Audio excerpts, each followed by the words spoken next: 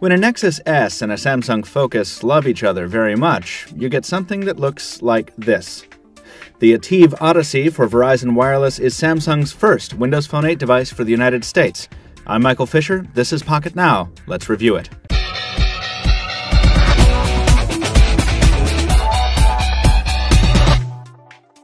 The Ativ Odyssey is a mid-range offering, available now on Verizon Wireless for $50 on contract.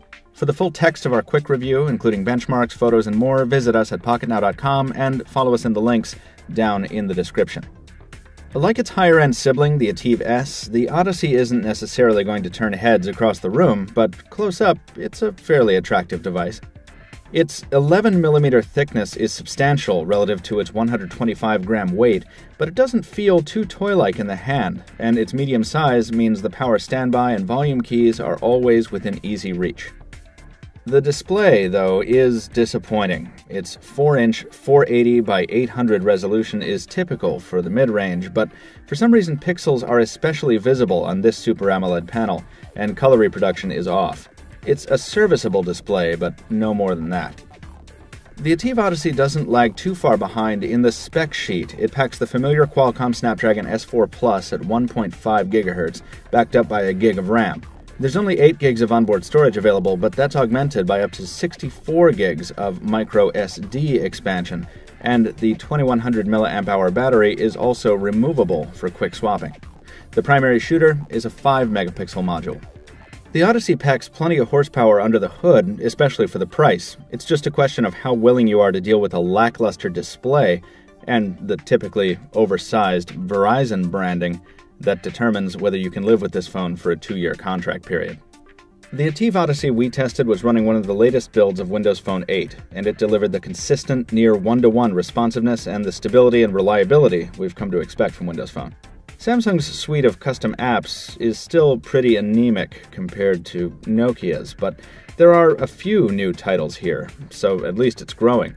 Some titles from other OEMs have also been made available across the entire Windows Phone 8 lineup, and Nokia Drive Beta worked just fine on the Odyssey. It only got us lost in suburban America once. Now, Verizon has loaded the Odyssey with some bloatware, but it's not much, and most of it is pretty useful. Out of the box, there's an NFL mobile app for fans of the pigskin, VZ Navigator, a paid service which we found pretty useful in a past review, and Microsoft's excellent DataSense utility, which we've also reviewed positively. Again, you can find those write-ups at pocketnow.com. All told, on the software side, Samsung is still doing a fair job on Windows Phone 8. Its custom app selection isn't the best, but it's also not the worst, and it's still growing. Testing the Ativ Odyssey in the urban Greater Boston and rural Eastern Long Island service areas gave us the chance to see how the device performed on both LTE and CDMA data networks. Reception was good, with the device averaging higher LTE speeds than we're used to seeing from Verizon, but 3G performance was quite slow. Voice calls were clear over the earpiece, but as usual, the speakerphone needs much higher gain in phone calling mode to be useful.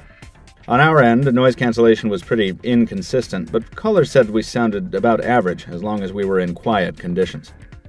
The camera was the big surprise with the Ativ Odyssey. We weren't expecting much from the 5-megapixel shooter on the back, but despite the lower resolution, the unit delivered results that were on par with the Ativ S in our earlier comparison, meaning the results are also on par with the very good Galaxy S3 and Galaxy Note 2 cameras, at least in terms of color saturation, white balance, and so on. How long you'll be able to take those shots before the battery gives up is, as always, dependent on your usage. The Odyssey's battery is about average in terms of capacity, and its performance in that regard follows. With moderate usage, it should last you a full day.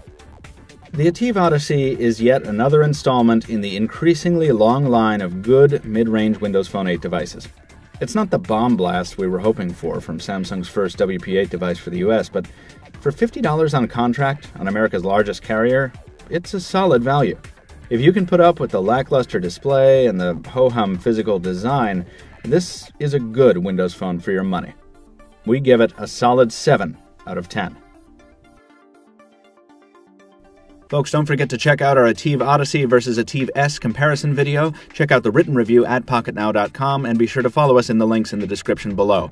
Once again, I'm Michael Fisher for Pocket Now. Thanks for watching. We'll see you next time.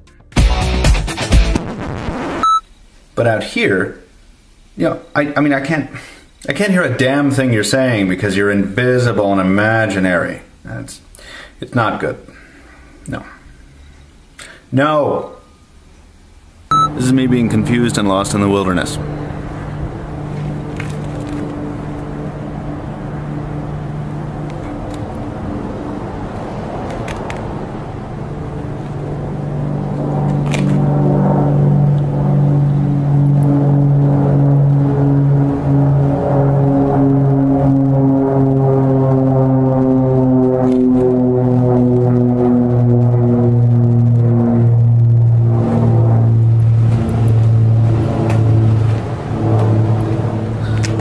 I'm a performer.